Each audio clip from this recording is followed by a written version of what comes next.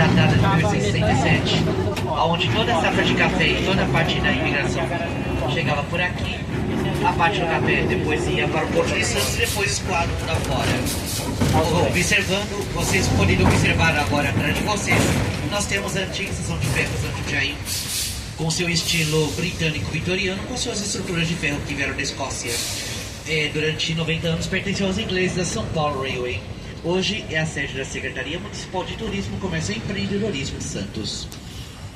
Já à esquerda, nós temos os primeiros 260 metros, os primeiros terminais de carga da Companhia Doca de Santos, aonde em 2 de fevereiro de 1892, o navio inglês Nesbitt desembarcou nesse local. Antigamente desembarcavam-se em trapiches, barcos com mercadorias que desembarcavam nos antigos atracadouros. Desde o início de agosto, este local já está passando por um processo de restauração, em que ele deve chegar aos mesmos moldes como há em Buenos Aires com Porto Madeiro e Rio de Janeiro com Pinheiro Mauá. Já essa parte ajardinada, o Boulevard Cidade de Gênova, ao qual recebe esse nome por ter sido na cidade italiana, de onde partiram os primeiros imigrantes italianos que chegaram ao Brasil há 150 anos atrás, além também de homenagear a cidade irmã de Santos.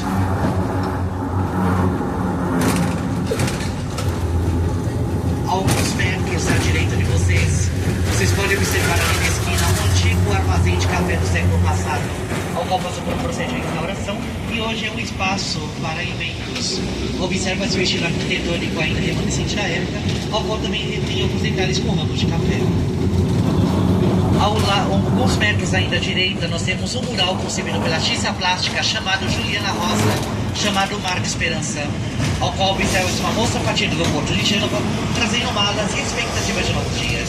Esse mural foi concebido para comemorar os 150 anos da imigração italiana no Brasil. Ao lado, nós temos a residência mais antiga da cidade de Santos, datada de 1818, também conhecida como Palacete Mauá, uma vez que no século XIX recebeu uma das unidades do Banco Mauá. Foi um escritório comercial, uma corretora de café, além de um escritório de advocacia. Suas portas e janelas altas são justamente para facilitar a aclimatação dentro do ambiente, uma vez que está localizado no antigo porto. Hoje é um espaço para eventos.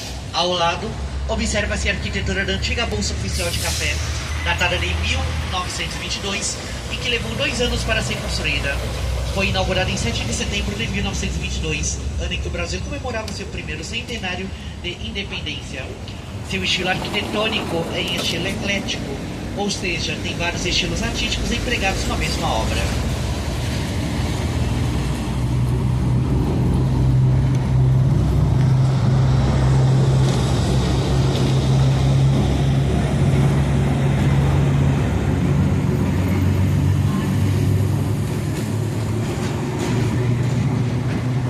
Alguns metros à direita nós temos o prédio da Associação Comercial de Santos, datada de 1925, mas a Associação Comercial de Santos é datada de 1870, considerada a segunda mais antiga do estado de São Paulo. Antes da Bolsa Oficial de Café, era na Associação Comercial de Santos que era realizado o processo de cotação. Ao lado, o prédio branco de 1906 é a antiga Inspetoria dos Imigrantes, onde toda a parte burocrática da imigração passava por aqui, até chegar a São Paulo, onde hoje é o Memorial do Imigrante, e posteriormente nas fazendas de café. Já à esquerda, nós temos o Parque Valongo, ao qual vocês podem observar um armazém restaurado no século passado, ao qual é possível acessar a partir dessa passarela, ao qual nós estamos passando embaixo. A sua entrada é a partir da rua 15 de novembro. Do Museu Pelé até aqui, são 10 a 15 minutos a pé.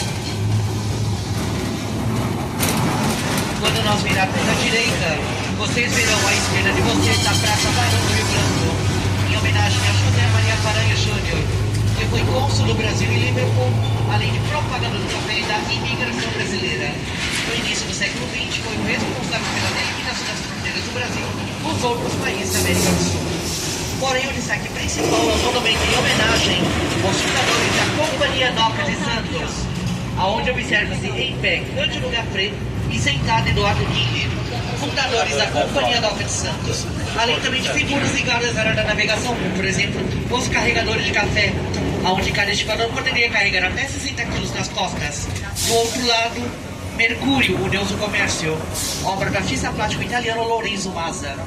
Ao lado, nós temos um dos resquícios do chamado Barroco Paulista, que é o Conjunto do Carmo, obra do final do século XVII e início do século XVIII, constituído pela Ordem Primeira e Terceira do Carmo, com a sua torre cineira no meio, uma vez que a capitania de São Paulo era considerada uma capitania pobre.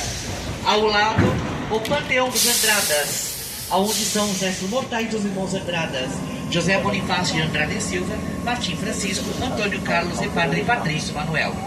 Na frente do panteão vocês podem ver em tamanho natural um monumento em homenagem a José Bonifácio, como se estivesse fazendo uma selfie. José Bonifácio, além de patriarca da independência, foi conselheiro de Dom Pedro, tutor de Dom Pedro II,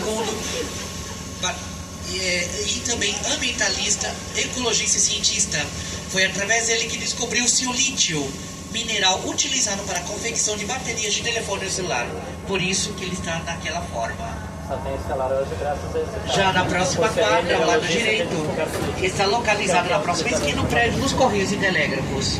Inaugurado em 1924, foi construído pela Companhia Doca de Santos e dado de presente ao município. O seu estilo arquitetônico predomina o estilo Art Nouveau, com detalhes em ferro fundido e guirlandas que representam ramos de café. Já do lado oposto, nós temos o Palácio José Bonifácio, sede da Prefeitura Municipal de Santos, inaugurado em 26 de janeiro de 1939, ano em que Santos completava seu primeiro centenário de elevação da categoria de vila para a categoria de cidade. Obra de Plínio Botelho do Amaral, possui 7 andares, onde no último andar há uma cafeteria que é aberta à visitação pública em horário comercial, de segunda a sexta, das 9 às 6 da tarde, de onde tem uma vista de parte do centro histórico e parte do Porto de Santos. Aos finais de semana e feriados, é aberto à visitação pública à prefeitura, ao qual é possível visitar algumas de suas dependências.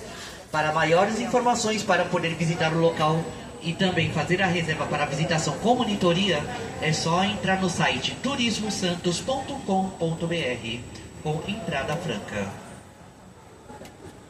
Então vocês podem observar à direita de vocês o prédio dos Correios e Telégrafos e no lado oposto a Prefeitura Municipal de Santos.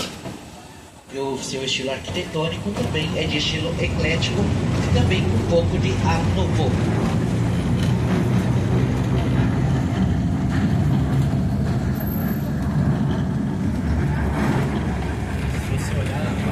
Então à direita os prédios dos Correios e à esquerda a Prefeitura.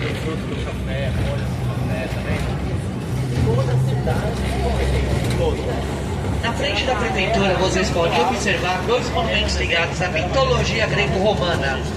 Logo nessa primeira esquerda vocês podem observar Atena ou Minerva, considerada a deusa da cidade, da sabedoria e das artes. E do outro lado, Mercúrio, o deus do comércio.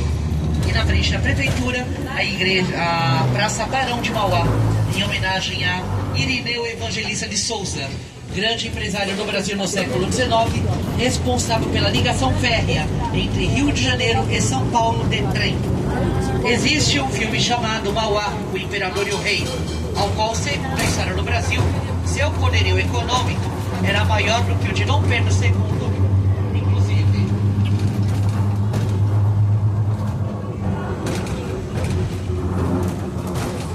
Quando nós virarmos à esquerda, nós veremos uma das paradas de bonde mais antigas da cidade de Santos, que é a Parada Buck Jones, datada de 1929, ao qual, neste espaço, é possível contemplar o prédio da Prefeitura Municipal de Santos, a Praça Mauá, a antiga parada de bonde, e vocês podem observar à esquerda de vocês um monumento em granito negro ao fundo. Está localizado o Marco Zero da cidade de Santos, local onde são contadas aqui as distâncias de Santos com as outras cidades do estado. E por falar em parada de bonde, esse bonde ao qual nós estamos andando, ele é um bonde datado de 1911. É um bonde escocês também, conhecido como bonde aberto. Já o bonde de trás, conhecido como reboquinho, ele é um bonde inspirado no bonde no final do século XIX, que era movido a tração animal, ao qual antigamente era um bonde de carga. Ambos funcionaram até 1971, quando as linhas municipais de bonde deixaram de circular. Ao lado esquerdo de vocês, na próxima quadra, está a Praça Rui Barbosa, onde está um monumento em homenagem ao padre Bartolomeu de Gusmão, padre que nasceu na cidade de Santos e que teve grande parte da sua vida na Europa no século XVIII. responsável pela criação do primeiro aparelho aéreo movido a ar quente, o balão de ar quente. E na frente da praça, a igreja de Nossa Senhora do Rosário dos Homens Pretos, datada de 1822, considerada um dos resquícios do barroco tradicional. Estamos indo em direção à Rua do Comércio, rua que homenageia o comércio santista, ao qual abrigou escritórios comerciais, agências bancárias, corretoras de café e outras atividades ligadas ao comércio local. Porém, o destaque é o Boulevard da Rua 15 de Novembro, a antiga Bolsa Oficial de Café. Da década de 20 até a década de 70, quando as suas atribuições passaram para a Bolsa de Mercadorias e Futuros, hoje B3, em São Paulo, era no prédio da Bolsa Oficial de Café que era realizado o processo de cotação do café. Após passar por um período de restauração em 1998, veio receber as atuais instalações do Museu do Café. Lá vocês podem observar os móveis de jacarandá, os afrescos de Benedito Calixto, os vitrais da Casa Conrado, além também de todo o histórico do café, desde seu surgimento no Oriente Médio até a sua chegada no Brasil no século XVIII e seu panorama nos dias atuais. Aberto à visitação pública de terça a domingo, das 9 às 6, aos sábados entrada franca e às segundas somente a cafeteria. Do Museu Pelé até aqui são 4 quadras, 5 a 10 minutos a pé. Então vocês podem observar aqui o Boulevard Rua 15 de Novembro, a qual ainda mantém algumas corretoras de café, e ao fundo, à frente, a entrada do Museu do Café.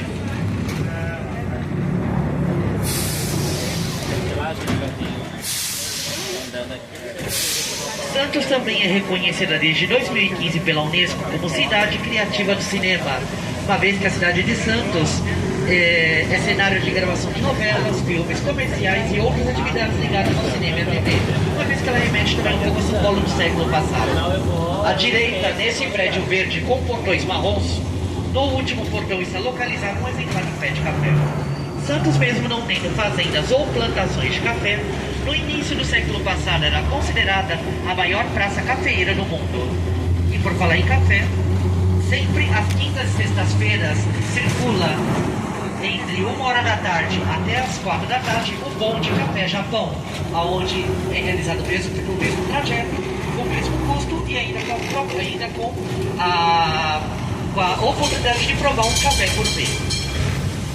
Sempre às quintas e sextas, das 11 até as 4 da tarde. A partir das 2 até as 4 da tarde. À direita de vocês, essa casa azulejada é a casa do trem, a antiga casa de pontaria azulejada, datada de 1865, foi a residência do comendador Manuel Ferreira Neto, ao qual teria as seguintes características. A sua parte inferior era a área comercial. Observa-se essa porta no meio maior para a entrada de carroças e carruagens com café para exportação, enquanto a parte superior era a área residencial.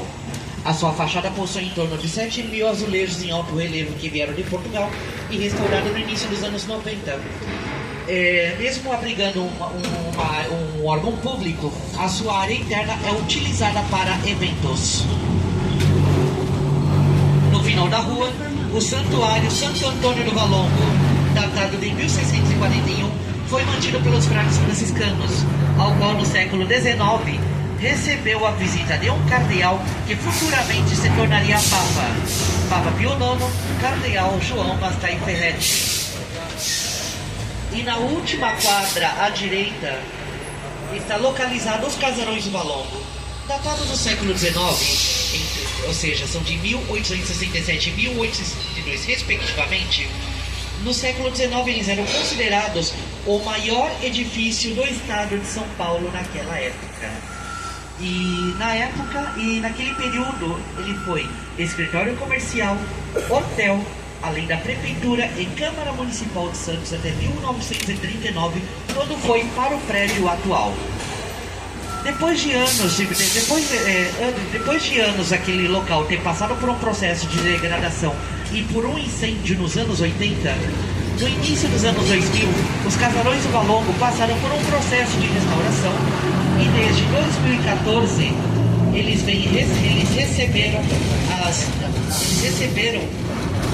instalações atuais do Museu Pelé. E essa travessa à direita, que é a travessa Anísio José da Costa, ela homenageia um ex-escravo quilombola que atuou no Porto de Santos até os seus 108 anos. E é uma homenagem como forma de resistência e também da liberdade em relação à questão abolicionista. Bem, o nosso passeio já está chegando ao seu ponto final. Espero que vocês tenham aproveitado o passeio. Em nome da equipe da Secretaria de Turismo, Comércio e Empreendedorismo da cidade de Santos, agradecemos a presença de todos e que tenham uma boa estada na nossa cidade. Muito obrigado.